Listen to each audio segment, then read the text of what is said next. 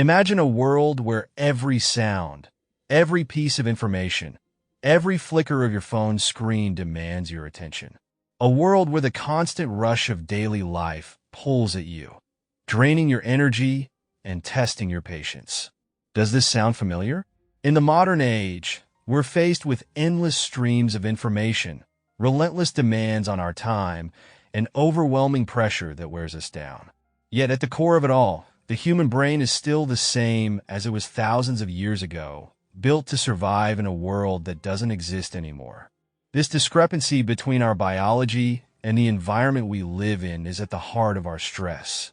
We all know someone, or perhaps it's even us, who complains about the strain they feel, the chronic stress that has begun to manifest in physical and mental health problems. It's a common thread that runs through our lives, a constant race against time.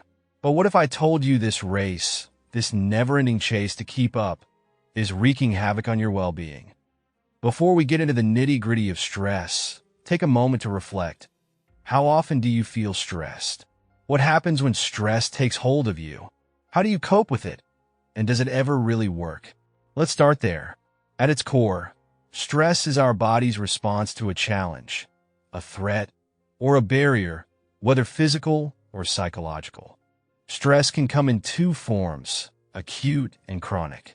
Acute stress is intense but brief, like when you're caught in a dangerous situation or face a sudden deadline. It's the quick surge of energy that helps you act fast and protect yourself. Chronic stress, on the other hand, lingers. It's constant, the low hum of anxiety or pressure that never seems to let up. It's the type of stress that wears us down over time, eroding our mental and physical health.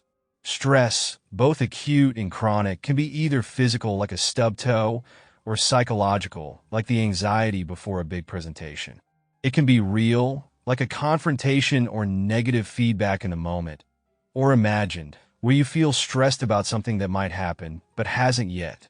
This imagined stress is just as potent as real stress, and often, it's the weight of future threats that keeps us trapped in an ongoing state of tension. But here's the thing. Humans are designed to handle acute stress, not chronic stress. Let's rewind the clock and look at it through an evolutionary lens.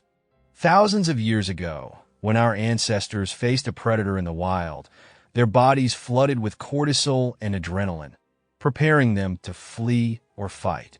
That intense stress served a purpose, to keep them alive. And once the danger passed, so did the stress. Our bodies were never built to stay in that heightened state for long. But today, our modern world doesn't allow that release. We're constantly tethered to our devices, always on call, always engaged. The stress is endless, and it wears us down over time. And why is this so crucial? Because without understanding what's happening in our bodies, we can't effectively manage it. Our stress becomes a cycle we can't break. When we're in a chronic stress state, our cognitive performance slips, negative emotions take over more easily, and our physical health deteriorates. The stress hormones, the same ones that help us in short bursts, begin to do more harm than good. Prolonged exposure to these hormones increases inflammation in the body, weakens the immune system, and makes us more susceptible to illness. Stress isn't just an emotional burden. It physically erodes our health. So, how do we manage this unrelenting wave of stress? Well, as it turns out, there's a solution, an actionable framework to build resilience and navigate stress effectively. This framework, developed by an organization that blends ancient wisdom with modern science, is called the Body-Mind Relationships Framework. It offers a set of daily practices designed to boost resilience and reduce stress. These practices work by addressing the three core areas of our lives: the body, the mind, and our relationships. Let's take a closer look at these practices. For the body, it starts with the basics: sleep. Aim for 7 to 8 hours each night, as sleep helps clear stress hormones from your system. Stay hydrated, drink plenty of water, and fuel your body with a balanced diet. But don't forget to move. Whether it's a 30-minute walk, yoga, or strength exercises, regular movement is vital for managing stress. And of course, conscious breathing.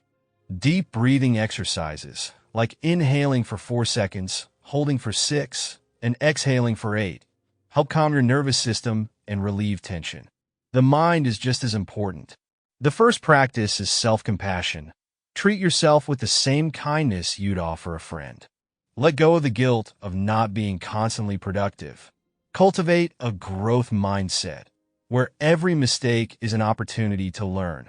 Practice mindfulness by being present in the moment and regulating your emotions.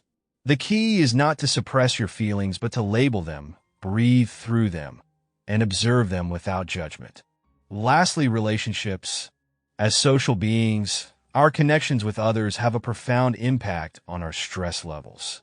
Cultivate meaningful relationships through active listening, compassion, gratitude, and forgiveness.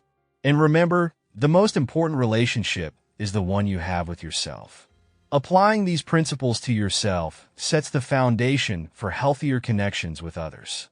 As you think about these practices, ask yourself, which ones resonate with you? What can you start integrating into your life this week? By consciously choosing practices from each area of the BMR framework, you can begin building the resilience necessary to handle the stresses of modern life. Choose wisely. Make the decision today to take charge of your stress response. What's your next step?